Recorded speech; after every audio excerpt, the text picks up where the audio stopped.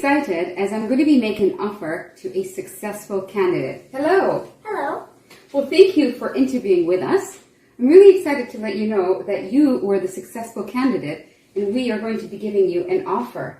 And the reason is we've found your background, your skill set and expertise as a great fit for the organization. So congratulations. This is your offer. Thank you.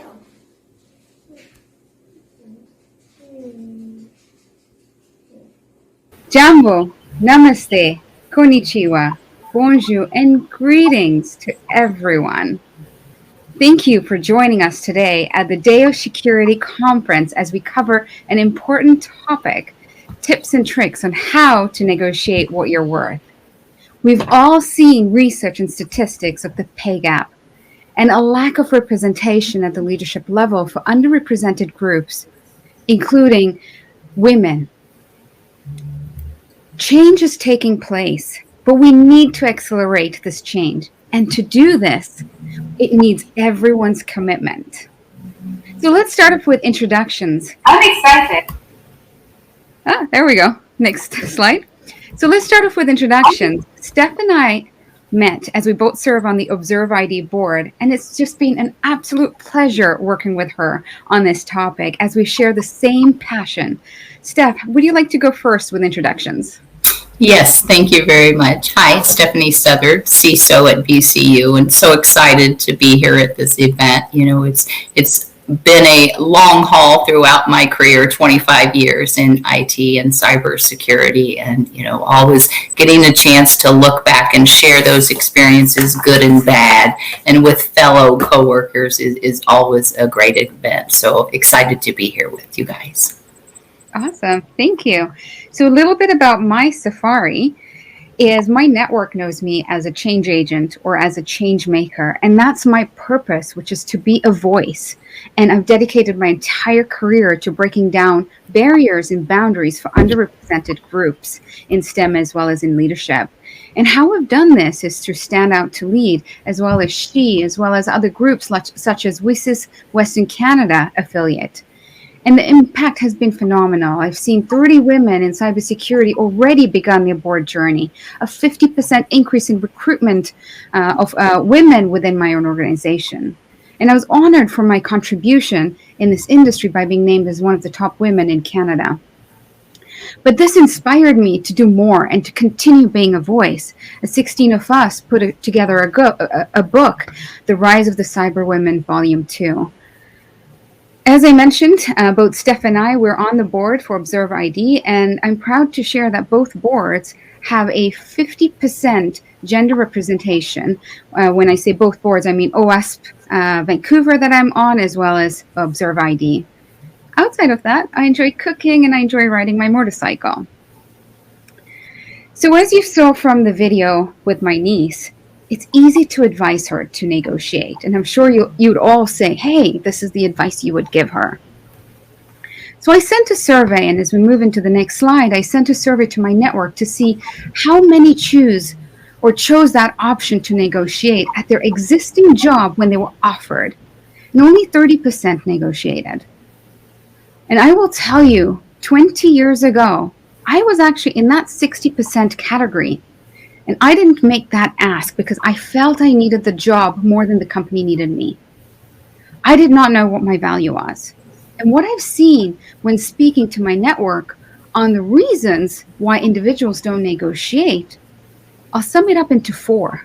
The first one is fear. Fear of what the employer will think. Reputational risks, right? Or fear of rejection. The second one is imposter syndrome. I know lately in conferences, we're bringing this conversation on imposter syndrome and how to handle and manage it. And more people are talking about it, which is great. The third one is assumptions, that you feel you need to prove to the company first before you can make that ask. And fourthly is didn't think about it or don't know my value or what my worth is. So we're going to address some of these obstacles through the 5 whys, which is why, who, where, when, and what.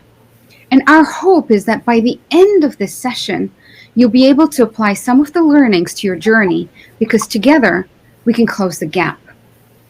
And as we move into the next slide, as the statement will say, you'll see on the right-hand side, it highlights, when you start seeing your worth, you'll find it harder to stay around people who don't. So let's start with why and the impact knowing your value, what your value can have. The answer is so that we can close the gender diversity pay gap, right? We've seen a big gap. When you know your value, you can address fear, you can address imposter syndrome and assumptions, and it will become easier to make that ask. We need to keep reminding ourselves that we're contributing and making a huge impact to this industry. Harvard research shared that diverse teams are able to solve problems faster than teams of cognitively similar people. The problem we are solving is to narrow the gap between us and the attackers. And even though we're only 20% women, we bring a lot of value to this industry because of our different approach. We see things through a different lens. There's a reason why you were offered the job, and the company sees the value you're bringing in today. And then secondly, it's important to understand the impact that we have seen over time, which is a compounded effect. I've experienced it myself in my own safari, and the gap widened between me and my colleagues because I started at a lower package. And it took me 15 years before I caught up in the pay gap. And if there wasn't a gap, I know I could have had an additional 2 years of extra income. There's a great article from Muse where it explained really well with two individuals, one starting with 100,000, the other individual started with 7,000 that had asked for a 7% increase. And if the same raises and promotions are applied over a 35-year period, the individual at 100,000 would have to work 8 years more to match individual 2 who start off at 107,000. So I'd like to hand this over to Steph as she can share from her journey and her experiences on why this is important. Yeah, thank you, Aarti. Good stuff there. You know, organizations talk about core values and goals all the time, and we adhere and we learn those and we live by them. But just like organizations, we also have to have our core personal values and goals. And it's important that you shape those, your behavior, your choices, your priorities, your decisions. And it's our values that measure are determined where we're happy, where we're satisfied. And when those values aren't being held to, then we fill that gap, right? We fill that. So what we need to do and how you behave really aligns those. And your personal values, those are, you know, you're happy, you're content, those feelings of success are all very important. But it's also taking it, what do I feel is how I measure my own success, and I have that. When you're dealing with those daily life, you know, does it match those values? Is your heart discontent? Are you happy or are you not? It's all just part of that, but it's also the value in how I represent myself and how do I make others see that my values, my beliefs, my goals are aligned and helping with what I want to do.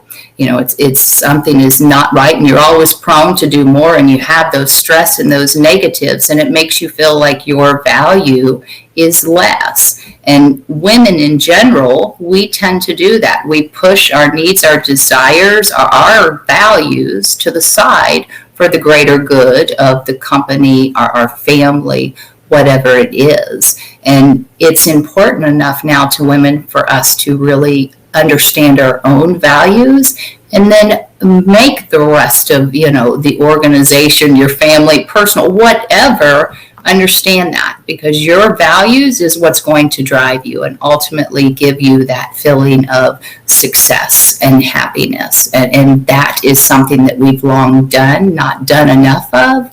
And we really need to start to do that. And it also shows future generations. You know, when we think about women coming up in IT and cybersecurity and the struggles we've had, we've cleared some of them now, and continuing to do things like show our values, build those out, is only going to make it better for those behind us.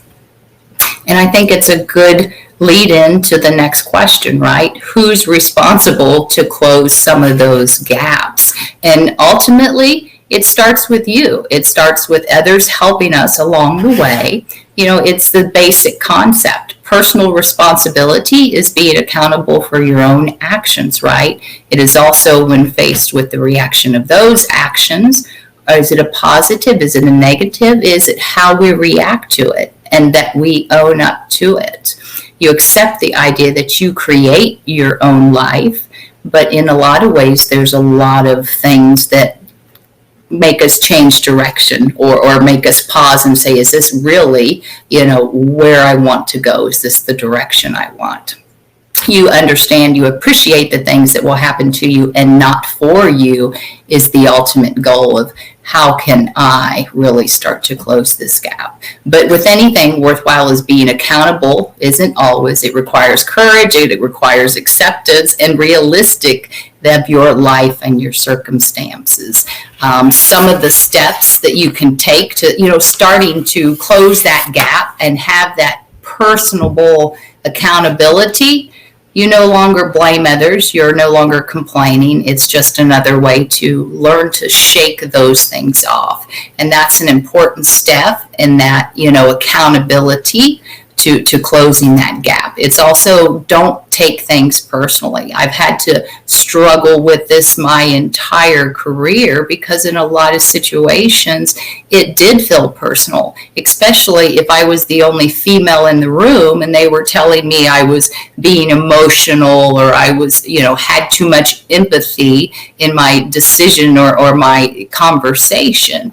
And in a lot of ways, I walked out of there because I was so upset because I did take it personal, right? And it's learning to differentiate the two and not take things personally.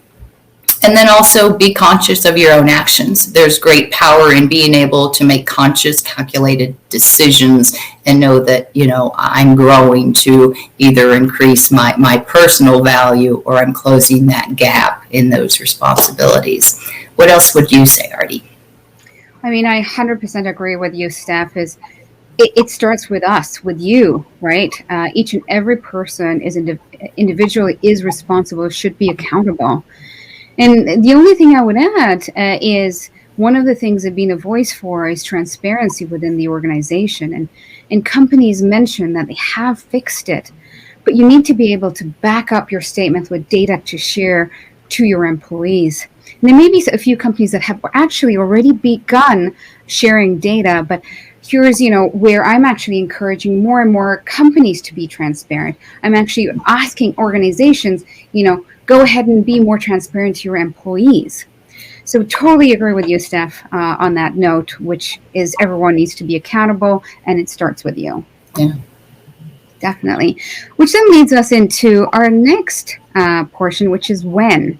When should you negotiate? I love this question, actually. So I'm in sales, and customers are always trying to negotiate the best deal for their company. And similarly, in my view, you should always negotiate what is best for you. Remember, you are negotiating your full package, which also includes training or additional holidays or stock options, whatever it may be, because there is a lack of transparency. Whenever I've received an offer, I ask a simple question. It's not hard. It's just a simple question. Is this offer negotiable? 95% of the interviews and the offers I've got, 95% of them have said yes. And the 5% that say no will come back with something else. In my case, right, recently, it was more stock option. And for me, going back to what I mentioned, that was the best deal for me. And then the next part of this question is when to turn down an offer.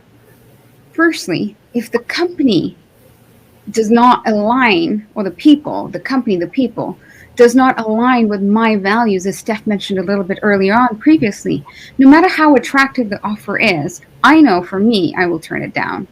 This is something you will know during the interview process because you are interviewing them and they are interviewing you. It's a two-way process. I remember a few years ago, I met with an executive and I saw how that executive treated their PA. I didn't like what I saw, and that gave me an indication of what the culture is like. I flew back from California, and I still remember it till today, and I rejected that opportunity. It was a great offer, a lot more than where I was, but I rejected because it didn't align with my values. And what I saw and the culture, it gave me an indication. There was another example, was actually in my early days. I was offered a promotion, but the pay didn't match the role. I had data points. I had prepared myself. I had data points, and I made the ask. And they said I needed to prove myself. And they said that to me when I was already a top performer, the number one performer in the company. I'd already proved myself. And that, again, didn't align to my thoughts or to my values. So when it's like accepting an offer, or when it's turning down an offer, particularly when it's turning down an offer, think about how it aligns with your values. Steph, what else would you add on to that? Yeah, absolutely true. You know, besides everything you said, I think that it's high level. Look at the salary, the benefits, the perks, right? The hidden costs that you have with it, though. What are you going to pay for transportation? What are you going to do for daycare, attire? Those kinds of things are something we tend to kind of think after the fact. Also, look at the work environment, look at the culture, the stability of the company. It took me a long time to find a company that had such a good core values that not only met what I wanted in a company, but it seemed to meet, everyone that I was working with. And that's really hard to find, not only with your coworkers, but within a company and your own goals. I think it's also, you have to weigh the pros and the cons, and you have to listen to your inner voice. Sometimes it's so hard for us. We're like, oh, but that salary is what I've wanted. It's what I've been trying to get. But then you realize that, you're working 24/7. You're always on call. You're traveling more than you want to, and you're spending so much more time in commuting and, attire, things like that. You just don't always consider. So it really is looking at that big picture.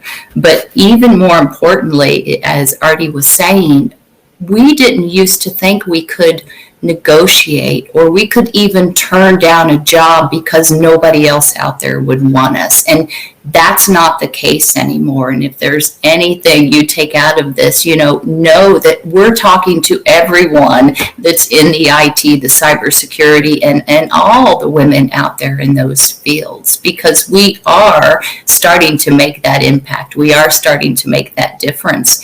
And they're seeing that it's just as much value having females in all these different roles in leadership as it was just with the males.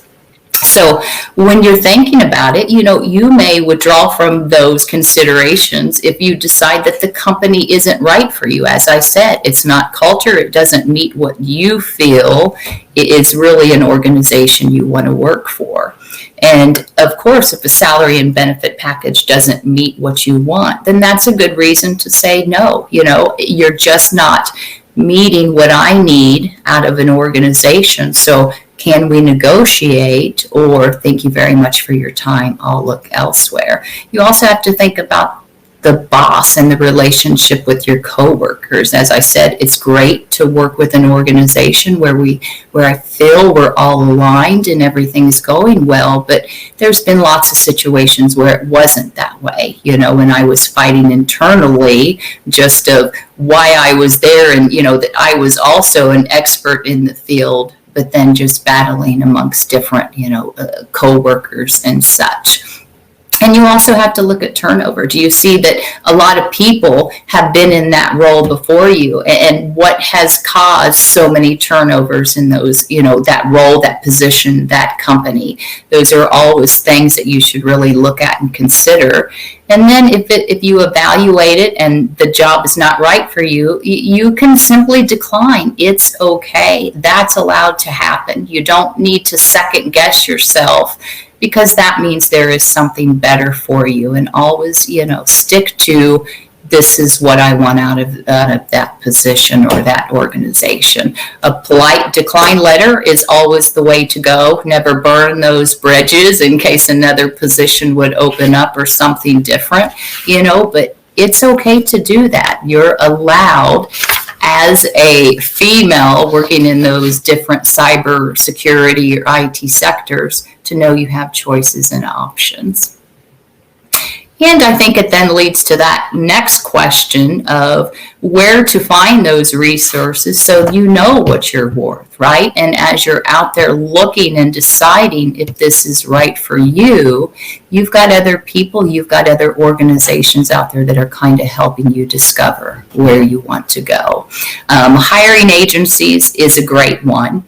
And don't be afraid to go on interviews, even if you're happy within your position, because one, that keeps you savvy in making sure you're marketable, but it also tells you what employers are out there looking for and what are the other organizations, starting to need or see in those roles. Also, talk with folks in HR. Go to them and share, how do I expand my career? How do I go into management if you're not in management, with my organization? How can you and I kind of collaborate together and start to build a succession plan for us? And as always, there's all kinds of information out there on the internet, now around salaries, demographic, helpful tips for landing those jobs. So always take advantage of those and look for folks that have been in your shoes or work in those same sectors, because they're going to offer a lot of valuable information as you start to look for, those resources out there. Anything else you'd add, Aarti? Yeah, thanks, Steph. I totally agree with you on that. As some of the resources that I've used along my journey is I've used like Glassdoor, for example, and there's a lot of information out there. I like your thought process when you mentioned earlier on in the previous question is how much turnover has there been? And I've actually reached out to individuals who were in that position before that left. So I found information, I found further details by individuals who have left, because the security industry is small. We all kind of know each other. Another way or another resource that I have reached out to is some of my mentors. They've also played a role in helping me see what I don't see in myself. And just by having those conversations and open chat with my mentors, I've also got to learn a lot more information. Look at companies of similar size and industry. Look at what the competitors are doing. Even things like larger companies may offer a higher base and smaller companies may offer a lower base or a lower package, but they offer higher stock options or bonuses and things like that. So as you're going through, as Steph mentioned, have these interviews. Even if you're happy with your existing position, have these interviews, because there's a lot you're going to learn along the way. There's a lot that you will have discussions, and you'll start to understand your position, what it's worth, but more importantly, you're now also making connections with others. As Steph mentioned, don't burn bridges. She mentioned this earlier on. Have those connections, have those conversations with individuals. Whether you take it or not, it's a great opportunity to learn a lot about it. And this takes us to the next and the last piece, which is where Steph and we're going to share our top 3 tips on what you can do and apply. So first tip for me is be fearless and make the ask, but ask in a way that matters. As I mentioned, a simple question is this negotiable? It's like my niece, earlier on the video. She's fearless when she asks her parents for candy. And she knows, right, what the answer is going to be, but she's still going to ask, right? Of course, I'm not saying to be greedy. In my career, I've seen that 95% have started off with some room for negotiation. And this leads me to my second tip, which is that saying, fail to prepare, prepare to fail. Do your homework. You've heard some tips from Steph and myself. Do some homework. Find information. Find out all the information. There's a lot of resources out there. There's a lot of people, your connections, your mentors, your sponsors, your colleagues. I've referenced Glassdoor as well. I've used it in my interview a few times too. Focus on your value that you're bringing to the organization and prepare before you go. And the third one is be authentic, be yourself. My advice is to believe in yourself. And when you believe in yourself, you know your value. And this can help with fear or imposter syndrome that I discussed earlier on as one of the top 4 barriers. So with those 3 tips, I'm going to hand this over to Steph so that she can highlight her 3 tips and close. Yeah, thank you. I think number 1 is do your research. Everything we've talked about, walk in there with confidence, right? Because they're going to notice that. And 9 out of 10 times, if you're walking in there of, oh, I think I want to do this. I think this is what I want to do. What is your guys' feedback? They're going to pick that up, right? So walk in there confident of, I'm here to offer you me, and that's a value to your organization. I also think that you have to be prepared. So practice your pitch. Either do it to yourself or do it to a friend, a coworker, a manager if you have that relationship. And be prepared to answer those questions you're going to get back. Try to, predict what questions they're going to come with you and be prepared to answer those questions. And it goes back to being confident. You're in there selling yourself and you are that value to them. So you are giving them every solution that they could possibly need with bringing you on as that team. And as always, it just stay positive, right? If this one is not for you, you heard me say it again, that means there's something bigger and better out there. And all through my career, there's been great things that, I've wanted so much that I got, but then there's also been times where I didn't. And I took those as there's a lesson here, right? Is that just mean that I'm not prepared, or I can go back and I can make myself even better in this area or try again later? And it seems that you can always do that, right? So always look at this as there's something better if this isn't what I get this time. Absolutely. Thanks, Steph. So this concludes our tips, and we'd like to open this up if we have time for questions.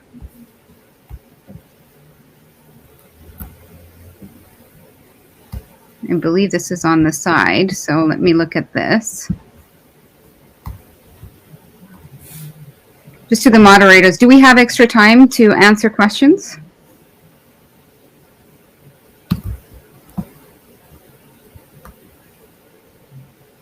I know it's 9:58. What we're going to do is we can continue writing offline to those who have asked questions. I can see 3 questions here, but we've only got 2 minutes left. So what we're going to do, Stefan, unless if there's something that you can quickly answer, if you'd like to pick one. How about how honesty and transparent should you be if you turn down a job? I think that's a good one, right? And that's pretty easy. I think absolutely you should be, right? It gives them the understanding of why you're not. And sometimes they'll even take that consideration and come back to you and say, hey, listen, we listened to what you said, we agree, and now we're going to do this, right? So that's where the negotiation comes in. I also think it keeps you to your core values, and you're not negotiating or you're not, downplaying what your values are. I totally agree with you on that part, is being transparent. In a lot of times you'll get to know about the culture of the company based on that question. And if that's one of your values, for me, that is it's high up there. And asking that and how to respond back is important, right? Even if you're turning them down and if you give them feedback, sometimes if it is something of an unconscious bias or something that you've noticed, they want to know, they want feedback. And it could be sometimes we all have unconscious bias. We may not even know about ourselves. And individuals want to know, or companies do want to know and gather feedback, because everyone wants to hire, they want to increase the recruitment and they want to hire individuals. And if they don't know, and they don't take feedback appropriately, then how will they, be a successful company? So at the end of the day, the key thing there is that's okay. It's a great way for you to understand how the company responds onto that. Yeah, absolutely. And real quick, the next one on the, assuring that it's equal pay, that is something that HR has almost been forced to have to work on over the last few years. And absolutely, that is a legit question. And I think that there's also that fear that they know employees talk, right? And if we're learning a male can do the same job in 10, 15, 20,000 more, we're going to come back to them. And they now know we have a platform to stand on to say, explain that difference, because we're doing the same job, we're putting in the same hours, and there really isn't that justification there to have that gap anymore. So yes, absolutely, I think you should speak with your HR teams. And in fact, I've seen HRs communicating on that. We address this, we see this, we're looking into this, and we're trying to fix that gap. Absolutely. And it is conversations that are now being taken even into the board level as well. These are conversations that everyone's asking. And if you ask them and they don't know the answer, see what their answer is. Because if they come back saying, yes, this is something we're working on, that's another, another thought process of how that company responds to your question. Yeah. Were there any other questions? I think we're at 1 minute over time. So with that being said, what I want to say to everyone is thank you for joining us and listening to us. We really enjoyed it. Steph and I really enjoyed this. We hope you found this useful. And with that, I'll pass this over to Steph for any additional closing comments. No, absolutely. It's been a pleasure. And as all, it's a great opportunity to speak, but also listen. We're in this together, and I just enjoy these opportunities for us to share. Thank you. And any questions, feel free to reach out to us via LinkedIn. Feel free to connect with us.